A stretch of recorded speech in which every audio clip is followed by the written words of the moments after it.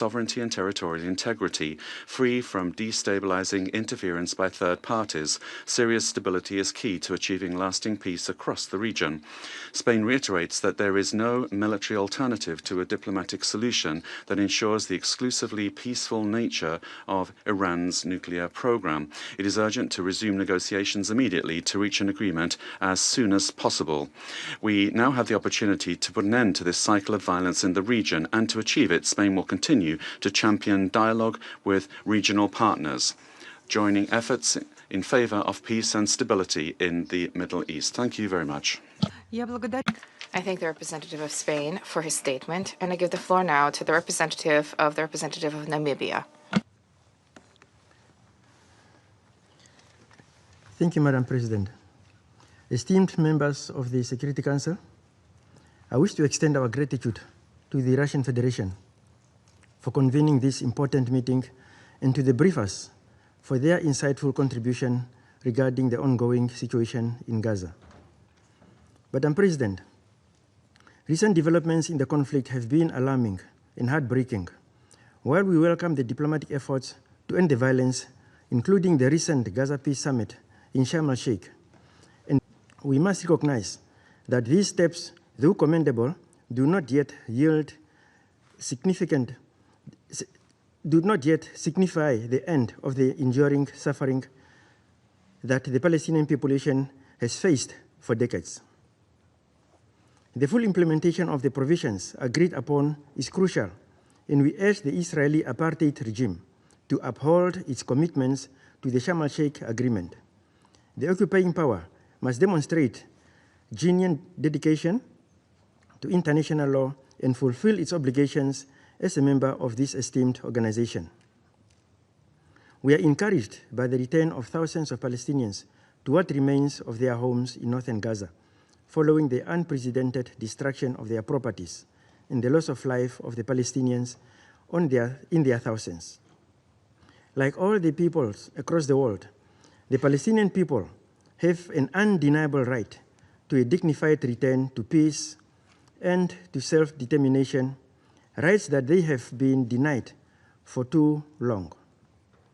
As we move forward, Namibia emphasizes the urgent need to rebuild the infrastructure across Gaza, which is essential for the restoration of normalcy and dignity for its inhabitants. This meeting is an opportunity to remind us that the General Assembly resolutions and the International Court of Justice's advisory opinions have declared Israel settlement practices as illegal and have demanded an end to these actions. Up to now, Israel, the occupying power, has disregarded all the rulings and thus disregarding international law. In light of the recent positive momentum marked by the successful convening of the high-level international conference for the peaceful settlement of the question of Palestine and the implementation of a two-state solution, as well as the signing of the ceasefire, Israel must pursue the same path towards ending its illegal settlement activities and the annexation of Palestinian territories, allowing the Palestinian Authority full control over its land and resources is a critical step towards addressing the aspirations of the Palestinian people for an independent, sovereign, and prosperous state of Palestine with East Jerusalem as its capital. Madam President, Namibia welcomes the resumption of the deliveries of the life-saving food and medical supplies to Gaza at a scale, which the population has been deprived of since the onset of Israel's military operation in 2023.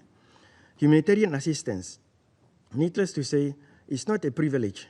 It is a normal and legal obligation that must be adhered to under international humanitarian law and the United Nations resolutions. We therefore call for an end to any attempt to disband UNRWA or impose limitations on its operations in the occupied Palestinian territories. UNRWA remains the backbone of the humanitarian support for the Palestinian people, equipped to meet critical needs in education, health, sustainable livelihoods. Let us reaffirm our commitment to ensure that UNRWA is funded adequately and protected.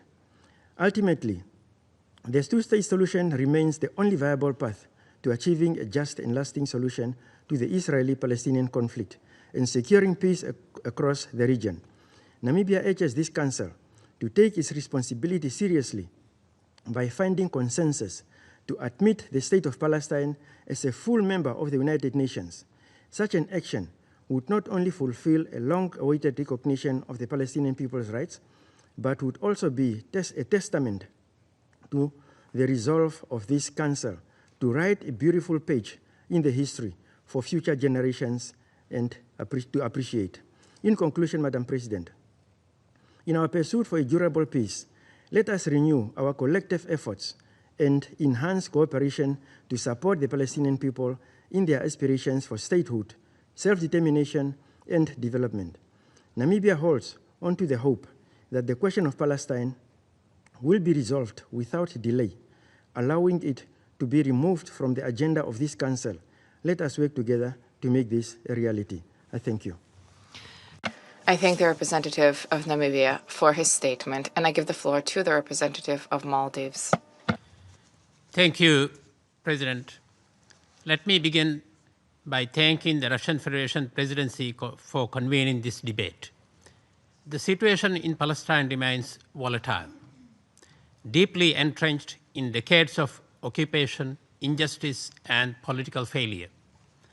Recent developments, including the New York Declaration, the wider recognition of Palestinian sovereignty, and the ceasefire agreements signed in Egypt this month, demonstrate the power of unity in action and reflect a deepening commitment to a just and lasting peace. That peace, however, will come only when obligations are honored, the rights of Palestinian peoples are recognized, and the illegal occupation ends. Without accountability, justice, and sustained commitment, critical windows for de-escalation and humanitarian relief will remain unfulfilled hopes rather than paths pursued. This relentless cycle of war crimes, crimes against humanity, and genocide has carved deeper wounds into Palestinian land and into the lives of its people. These are scars that generations have been forced to inherit. When we speak of Gaza, we must speak of loss of families torn apart, homes reduced to rubble, and futures ripped away, especially from the children who have known nothing but conflict. This devastation demands accountability, grounded in the rules of law and applied without exception. Ceasefire, while necessary and urgent, is only a fragment of peace. It is merely a pause on violence, not the presence of justice. This Council now faces a choice between upholding principles and surrendering to paralysis. The question of Palestine will only be resolved when Israel allows Palestinians it forcibly uprooted from their homes to return, when Israel ends its illegal occupation, when Israel dismantles its apartheid system, and when Israel brings those responsible for decades of oppression and suffering to justice, and when Israel plays reparations to begin healing the deep wounds it has inflicted on a people denied their land, their dignity, and their futures.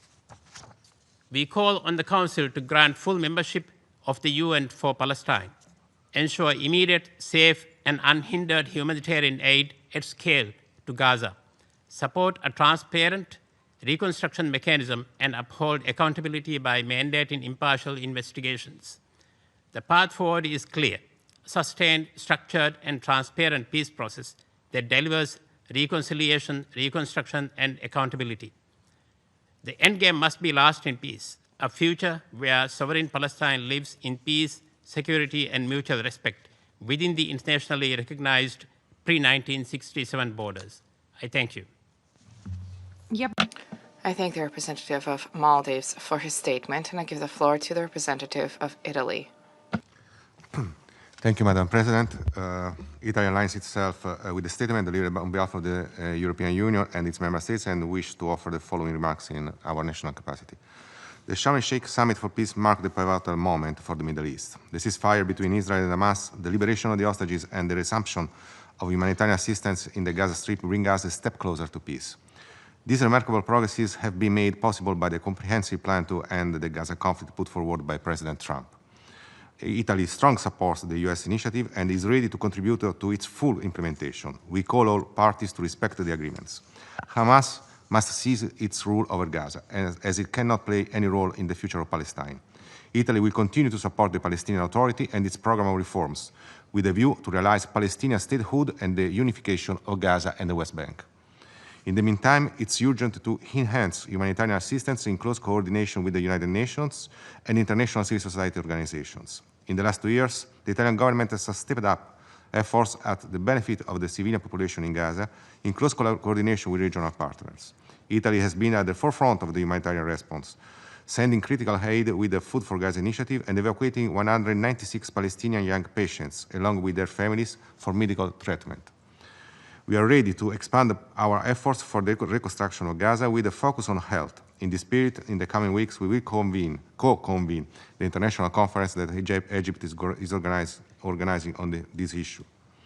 As we witnessed in the last 2 weeks, the ceasefire is fragile and the situation extremely volatile, also due to the violence spreading between Hamas and the other armed groups. The deployment of the International Stabilization Force can make a huge difference.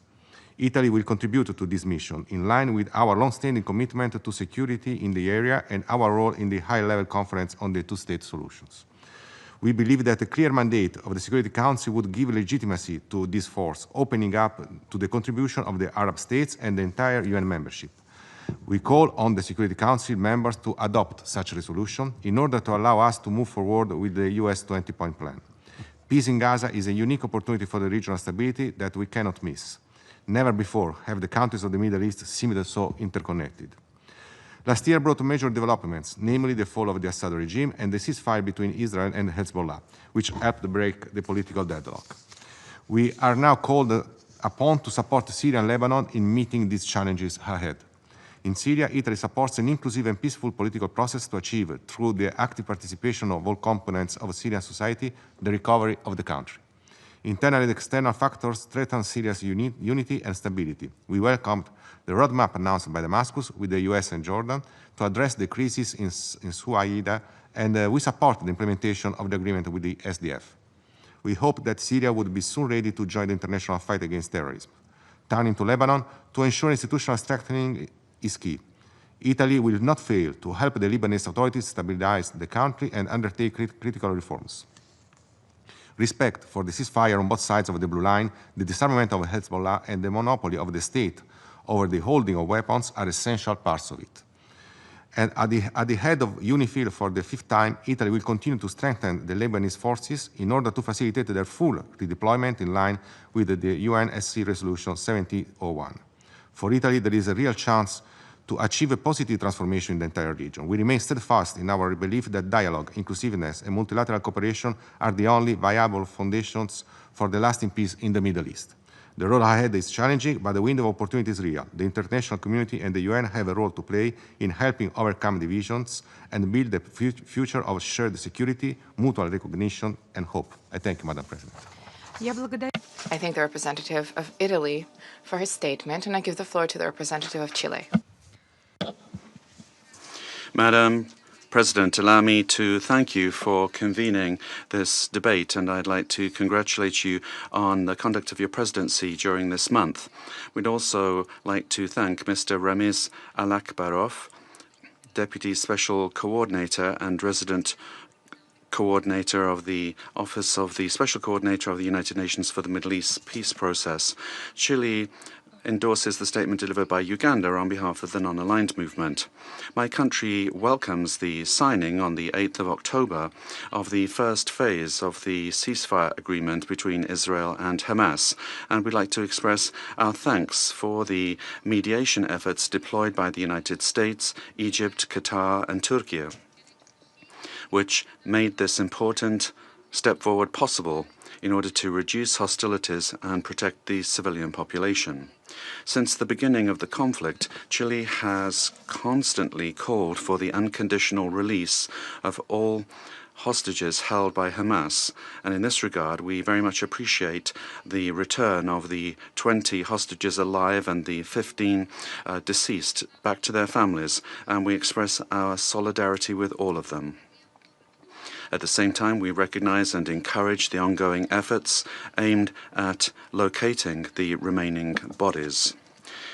We would call upon the signatories to the agreement to, in good faith, meet the acquired commitments according to the terms established and continue to make necessary efforts to achieve a comprehensive agreement to adequately respond to humanitarian needs and guarantee the security, safety of the population, and move towards the implementation of the two-state solution in accordance with the rulings of international law and relevant resolutions of the United Nations. Madam President, Chile, as part of the core group led by Norway, very much appreciates the advisory opinion issued last Wednesday by the International Court of Justice, establishing the obligation of Israel to meet its international humanitarian law obligations, protect medical and humanitarian staff, and facilitate humanitarian assistance through the United Nations and its agencies, with particular reference to UNRWA. This decision is a fundamental reminder of the primacy of international law and of the responsibility of all states to guarantee unhindered access for humanitarian assistance when it is most required. We'd also like to reiterate our unrestricted support for the valuable work done by all humanitarian staff, in particular by UNRWA, an organism, a body that has the mandate to carry out a fundamental mission and provide services in the area of education, health, housing, and protection of Palestinian refugees.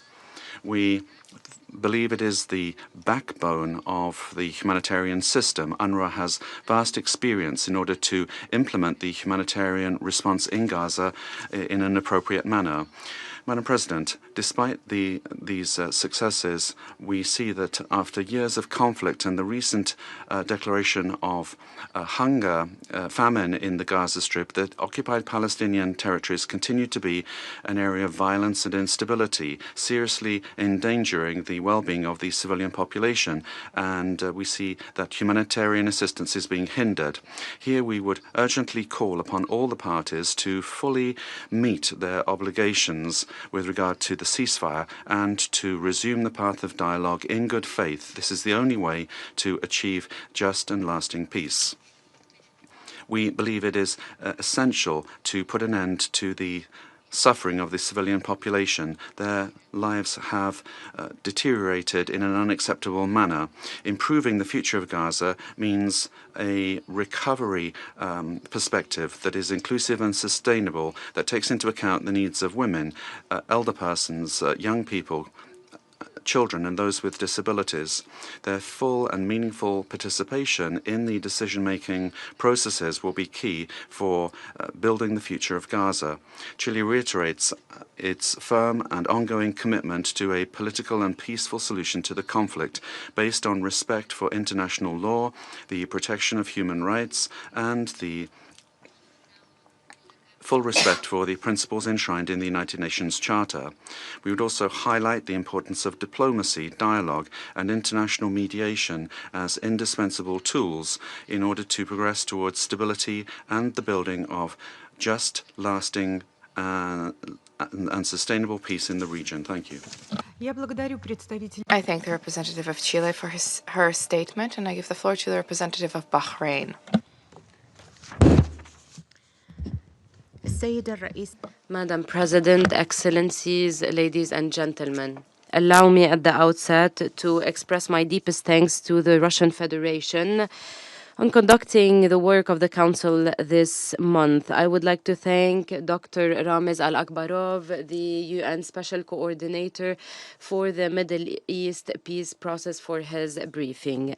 Madam President, as you may know, the region is going through a lot of suffering, basically due to the Palestinian question. The Middle East has gone through a number of conflicts and wars, as well as blatant violations that led to great damage that cannot be great damage in infrastructure. We have always stressed our firm belief in the need of solving conflicts through diplomacy and dialogue to open the way for a future for future generations. You also know the historic achievement made by His Excellency President of the USA with the support of Qatar and Egypt as well as Turkey to reach an agreement in Gaza. The Sharm el-Sheikh Summit for Peace was also held to end the war in Gaza. It paves the way towards the implementation of the Arab Islamic Plan for Reconstruction as a part of the international efforts to ensure reconstruction and development in Gaza. These positive factors bode well for turning the page of conflict in the region towards peace and development. We commend the diplomatic efforts made by the Kingdom of Saudi Arabia and the French Republic to hold the International Conference on the Peaceful Settlement of the Palestinian Question, as well as the implementation of the two-state solution last September, which led to the adoption of the New York Declaration and the increase of the number of the states that recognize the State of Palestine. In the same vein, we note one of the main important outcomes of the Arab Summit held in Bahrain in 2024, which called for holding an international peace conference in the Middle East through direct negotiations that could lead to a comprehensive and sustainable solution to the Israeli-Palestinian conflict. Madam President, in light of these positive developments, we renew our call upon the international community to support the Palestinian people so that they can have and enjoy their inalienable rights and they can launch a political process that leads to the establishment of an independent Palestinian state with East Jerusalem as a capital, in line with the two-state solution and resolutions of international legitimacy, as well as the admission of the State of Palestine as a full member at the UN. We also stress the need for seizing all practices that impede the two-state solution, including the recent activities that threaten this solution. Madam President, ladies and gentlemen, in conclusion, we stress that we stand fully ready to cooperate with the international community to ensure a safe and prosperous future for the people of the region and the world based on our vision for peace, coexistence, and prosperity, which focuses, one, on committing to peaceful settlement of conflicts, two, promoting peace, tolerance, coexistence, and dialogue among religions, and three, promoting strategic partnerships internationally to ensure safety, security, and prosperity. Thank you, Madam President. I thank the representative of Bahrain for his statement, and I now give the floor to the representative of the Kingdom of the Netherlands. Thank you, Madam President. The Kingdom of the Netherlands aligns itself with the EU and welcomes the agreement on the first phase of the comprehensive plan of President Trump to end the conflict in Gaza. We thank the US, Qatar, Egypt, and Turkey for their mediation in this regard. This plan should be a turning point for peace and stability in the Middle East. 2 years of unimaginable suffering for the Palestinians in Gaza, as well as the hostages and their families, can come to an end. This is a hopeful beginning. The Kingdom of the Netherlands calls on all parties to fully implement the deal. The deceased hostages have to be returned by Hamas, and humanitarian aid must flow into Gaza. Hamas must disarm, and we condemn any action that endangers the implementation of this deal. Demilitarization and dismantling of Hamas, as well as reconstruction of Gaza, are crucial. Together with Egypt and others, the Kingdom of the Netherlands will be co-hosting a reconstruction conference in Cairo. We must also remain aware of the situation on the West Bank. The Kingdom of the Netherlands condemns plans and actions that undermine the right of self-determination of the Palestinian people and reject any plans that allude towards annexation. We call upon the Palestinian Authority to reform and call on Israel to release withheld clearance revenues. We reiterate our call for independent investigations into violations of international law. The Kingdom of the Netherlands will continue to strive for a lasting solution that has the support of both parties, for which the two-state solution remains the basis. The recent New York Declaration is an important step towards this goal. We must pursue peace, stability, and justice. I thank you. I thank the representative of the Kingdom of the Netherlands for her statement, and I give the floor to the representative of Sri Lanka. Thank you, Madam President. Sri Lanka aligns itself with the statement delivered by Uganda on behalf of the non-aligned movement. We thank the Russian Federation for convening this open debate and for its stewardship of the Council's work on a matter that is essential to international peace and security. Madam President, after 2 years of profound human suffering, a renewed sense of hope has emerged with the ceasefire in Gaza. The region has endured far too much suffering. It brings us great relief to witness families reunited, displaced persons and hostages returning home, and much-needed humanitarian assistance entering Gaza. These steps must mark crucial progress, but there remains much work to do to achieve a just and lasting peace. We must build on this momentum with renewed political courage.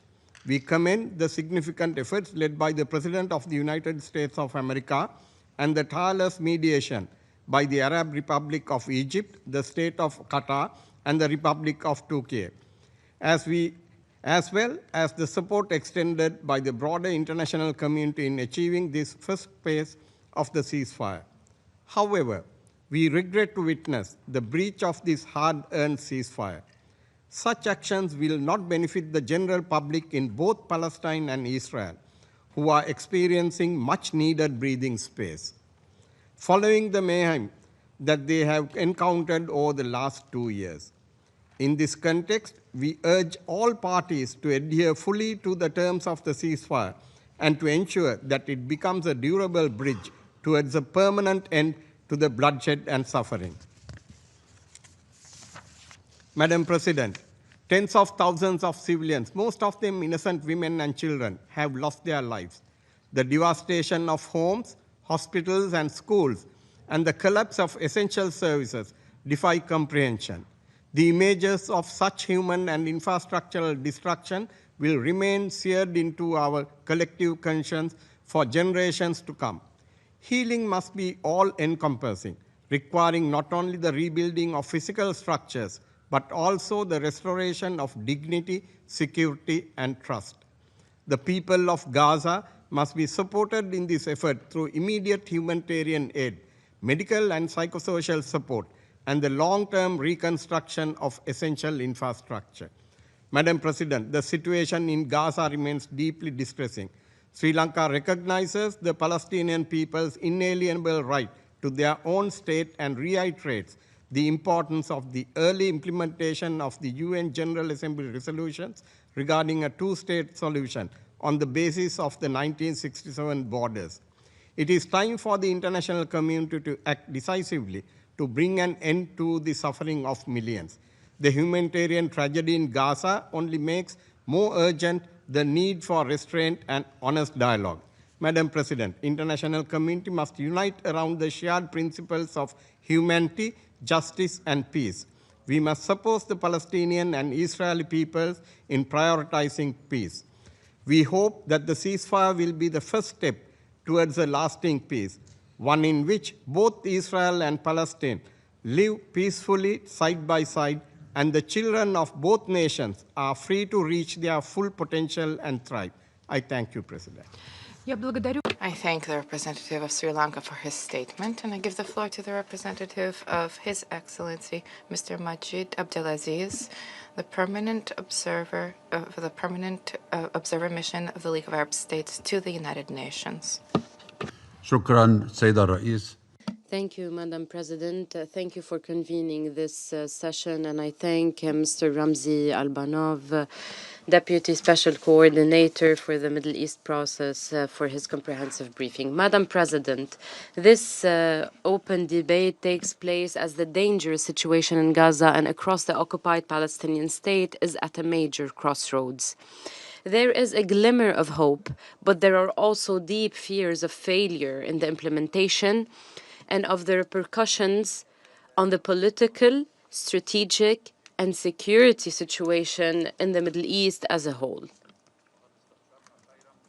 We were encouraged by the signing in Sharm el-Sheikh of the ceasefire agreement as part of a deal that remains fragile and only addresses the Gaza Strip. The implementation of the first phase began with the release of Israeli hostages and the handover of the remains of others, and the release in return of a number of Palestinian detainees as a prelude to implementing other steps to promote international engagement with the current humanitarian situation. This includes putting an end to the starvation and genocide and ensuring the delivery of humanitarian aid with the start of the implementation of recovery and reconstruction plans. This is to be followed by reaching the desired political settlement of the Palestinian cause through negotiations for a final solution between Palestinians and Israelis to implement the two-state solution, paving the way towards the full membership of the independent state of Palestine in the United Nations. The Arab League would like to begin by expressing its appreciation for the efforts of the US President Trump and his growing interest in reaching a peaceful settlement for the Palestinian cause. We also express appreciation for the intensive mediation by Egypt, Qatar, Turkey, and the United States to reach a ceasefire. We really appreciate the role of the Arab Islamic Ministerial Committee entrusted with implementing the two-state solution, chaired by the Kingdom of Saudi Arabia and by the International Coalition for a Two-State Solution. We express our appreciation for all American, Arab, and international efforts to consolidate the ceasefire and ensure the unimpeded flow of humanitarian aid through all crossings at scale and through UNRWA. International efforts must be intensified to implement the Arab Islamic Plan for Recovery and Reconstruction adopted by the Emergency Arab Summit in Cairo. Egypt is working to hold an international conference to mobilize the necessary funding for the implementation of this plan. We stress the need for Israel to implement the important ICJ advisory opinion adopted on October 22nd, which confirmed Israel's humanitarian and development obligations as an occupying power towards the UN, specifically UNRWA, and the occupied Palestinian people, including its obligation to stop the genocide and the deliberate starvation of the Palestinian people. However, this cannot succeed without the United Nations' central role in implementing the New York Declaration, which created an internationally supported political horizon for addressing the Palestinian cause in all its dimensions, not just the Gaza Strip. By implementing the two-state solution and ensuring the admission of the independent state of Palestine as a full member at the United Nations. This is reinforced by the remarkable success of the Ministerial Conference and World Summit held at the United Nations on the implementation of the two-state solution and the settlement of the Palestinian question under the leadership of Saudi Arabia and France. This resulted in a significant increase in the number of countries recognizing the State of Palestine and the adoption by the General Assembly of this important declaration by an overwhelming majority as a roadmap towards achieving these goals.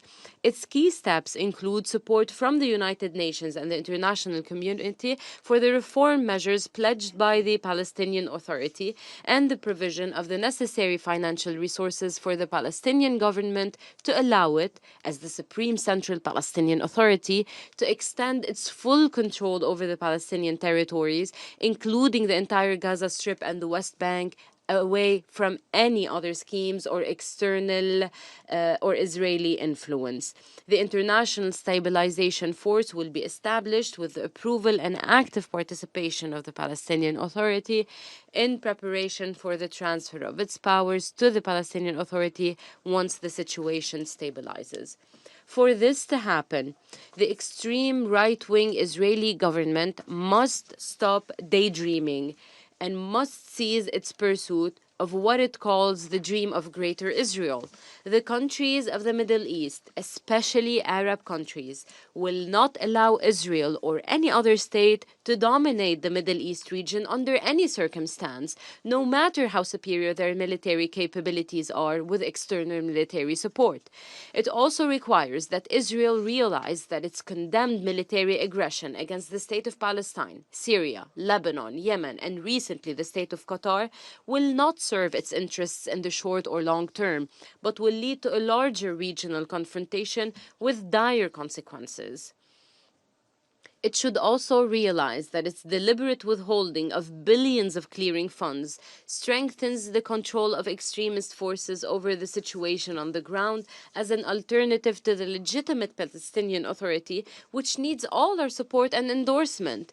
Israel should realize that its continued religious provocation of Muslims and Christians through the repeated storming by members of its extremist government of the holy religious sites, especially Al-Aqsa Mosque, the Church of the Covenant, and other Muslim and Christian holy sites, only entrenches hatred and anger and threatens any chance of coexistence in peace and harmony.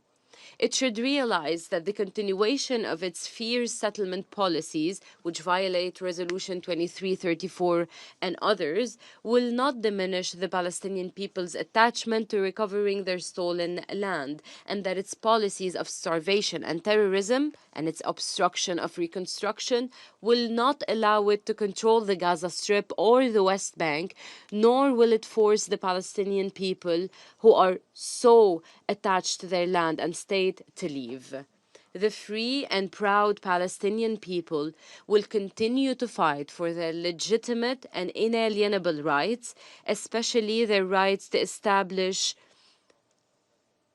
their free, independent state on the lines of 1967 with Al-Quds al-Sharif as its capital, with the full support of the Arab League, its member states, the United Nations, and the entire international community. Thank you, Madam President. I thank Mr. Abdelaziz, His Excellency, for his statement, and I now give the floor to the representative of Saudi Arabia. Thank you, Madam President. In the name of God, most compassionate, most merciful. At the outset, I would like to congratulate the Russian Federation on its presidency of the Council this month. And we also thank you for convening this meeting on the situation in the Middle East, including the Palestinian question. And thank you for the reminder of the obligations and principles of international law and the responsibility of the Security Council in the maintenance of international peace and security. I would also like to thank Mr. Ramiz Al-Akbarov, the Deputy Special Coordinator for the Middle East Peace Process, for his briefing. Your Excellencies, ladies and gentlemen, the Kingdom reiterates its firm position towards the Palestinian people and their just cause. My country has been working for years to find a just and lasting solution to the Palestinian question. As a result of the unprecedented suffering to which the Palestinian people have been subjected in the Gaza Strip, the Kingdom has intensified its efforts to restore normalcy in the Gaza Strip and to begin reconstruction and enable the people to live in dignity in their land. Within these efforts, my country, together with France, recently led efforts to convene the conference on the implementation of the two-state solution, which resulted in the New York Declaration, as well as the recognition of the Palestinian state by a number of states. And in order to strengthen the capacity of the Palestinian Authority, the Kingdom and a number of friendly countries announced the launch of the Emergency Coalition for Financial Sustainability of the Palestinian Authority. which is a response to the unprecedented financial crisis facing the Palestinian Authority. The fund aims to stabilize the financial condition of the Palestinian Authority and ensure its ability to govern, provide services, and maintain security. Madam President, Your Excellencies, the Kingdom appreciates the active role of the U.S. President Donald Trump and the mediation efforts by our brethren in the state of Qatar, Egypt, and Turkey to begin implementation of the first phase of the cessation of war on Gaza and to create a comprehensive and just path towards peace and to alleviate the suffering of the brotherly Palestinian people, as well as a full Israeli withdrawal, a restoration of security and stability, and the start of practical steps to achieve a comprehensive and just peace based on the two-state solution. The Kingdom condemns the Israeli Knesset's recent preliminary approval of two bills that aim to impose Israeli sovereignty over the occupied West Bank and to legalize Israeli sovereignty over an illegal colonial settlement. The Kingdom reiterates its complete rejection of all settlement and expansionist violations adopted by the Israeli occupation authorities. In conclusion, the Kingdom calls on the esteemed Council to assume its responsibility for the implementation of the relevant resolutions in order to end the settlement activity, lift the blockade completely, protect the holy sites in Al-Quds al-Sharif, and prevent any unilateral action that aims to change the identity of the Palestinian territory, and finally, work towards the establishment of a Palestinian state in accordance with the relevant resolutions, as well as the practical steps included in the New York Declaration. Thank you, Madam President. I thank the representative of Saudi Arabia for his statement, and I give the floor to the representative of Armenia. Madam President, we thank the Presidency of the Russian Federation for convening the open debate on the situation in the Middle East, including the Palestinian question, and also express our gratitude to the briefers for their insightful statements. Historically, Armenia has always been genuinely interested in peace, stability, and security of the Middle East and the wider region, which, amongst others, hosts a sizable Armenian community who has always been a steadfast contributor to the progress and prosperity of the Middle East, enriching its cultural and civilizational palette.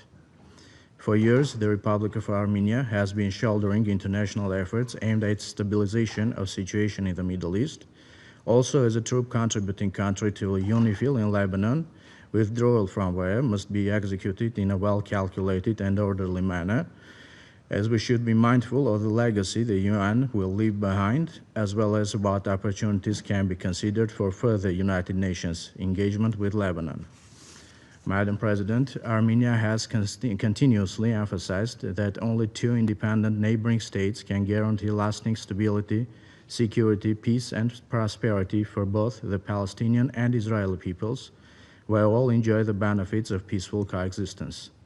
With this in mind, and as a long-standing supporter of the two-state solution, Armenia recognized the state of Palestine in June 2024, and subsequently, during the 79th session of the UN General Assembly, established diplomatic relations with Palestine. In this vein, Armenia also participated in the high-level international conference for the peaceful settlement of the question of Palestine and the implementation of the two-state solution, co-chaired by France and Saudi Arabia, and endorsed the New York Declaration. Armenia has provided humanitarian aid to Gaza, also supporting life-saving activities of UNRWA. The Armenian side has also reached an agreement with the Palestinian authorities that the Mashtots Matenadaran, the world's largest repository of ancient Armenian manuscripts, museum and research institute, will temporarily become a shelter for endangered Palestinian manuscripts. Madam President, we welcome the agreement on the ceasefire in Gaza to ensure unimpeded humanitarian access and immediate release of hostages. Most importantly, negotiations must remain the only viable means of achieving a lasting and dignified peace in the Middle East based on the two-state solution. With this vision, the Prime Minister of the Republic of Armenia, Nikol Pashinyan, welcomed and participated in the Middle East Peace Summit in Sharm el-Sheikh upon the invitation of the U.S. President Donald Trump and Egyptian President Abdel Fattah al-Sisi supported by Qatar, Turkey, United Arab Emirates, and others. The Republic of Armenia stands ready to support all constructive efforts aimed at bringing just and lasting peace to the Middle East, the people of the region are craving for so long. I thank you. Благодарю, госпожа председатель. I thank the representative of Armenia for his statement, and I give the floor to the representative of Mauritania. شكرا. Thank you, Madam President. Allow me at the outset to thank the Russian Federation for the diligent efforts in presiding over the Council this month. I also thank Mr. Alakbarov, Deputy Special Coordinator for the Middle East Peace Process, for his comprehensive briefing. Madam President, while my government strongly condemned the Israeli genocide in the Gaza Strip, which has claimed nearly 70,000 lives, most of them women and children, destroyed entire cities, and expanded across the region, violating national sovereignty in Lebanon, Syria, and the state of Qatar. Yet my government hopes that the ceasefire in Gaza resulting from the Sharm el-Sheikh agreement reached on October 13th, that this agreement will lead to an end to the war against the Palestinian people and a definitive end of their humanitarian suffering. We also value the international and regional mediation efforts undertaken by the US, Egypt, Qatar, and Turkey. We hope that this will be an opportunity to resume the political process aimed at establishing an independent Palestinian state along the 1967 borders with East Jerusalem as its capital. This new chapter that starts with the implementation of the Sharm el-Sheikh agreement calls upon the international community, the UN, and especially the Security Council to intensify efforts to ensure the stabilization of the ceasefire and allow the adequate delivery of humanitarian aid in parallel with the implementation of other agreed upon provisions. In this context, my country renews its full support for UNRWA as a vital mechanism to assist the Palestinian people in facing the hardships caused by the ongoing occupation for the past 80 years, hardships that have tragically worsened since the aggression on Gaza began 2 years ago. This necessity was affirmed by the ICJ in its advisory opinion issued this week, which outlined Israel's obligations regarding the presence of the UN and its agencies in the occupied territories. Madam President, this phase is one of humanitarian aid, reconstruction, and permanent stabilization of the ceasefire, but it is also a decisive moment to capitalize on the growing momentum and continued recognition of the Palestinian state to adopt a two-state solution as the only political and legal solution capable of ensuring lasting peace in the Middle East. Undoubtedly, the recent two-state solution conference held in New York, initiated by Saudi Arabia and France, is a clear evidence of the support this option enjoys. The Security Council's action to translate this international consensus into tangible steps on the ground is an urgent necessity for the Council to fulfill its role in maintaining international peace and security. Madam President, achieving lasting and comprehensive peace in the Middle East requires the Council to compel Israel to fully withdraw from all occupied Arab territories and commit to non-aggression and non-violation of the sovereignty of any state. This is also an occasion for my country to reaffirm its support and solidarity with Syria, with Lebanon, and the state of Qatar, in the face of the aggression and blatant violations of international law committed and continuously committed by Israel within the territories of these three countries. Thank you, Madam President. I thank the representative of Mauritania for his statement. There are no more names inscribed on the list of speakers. The meeting stands adjourned.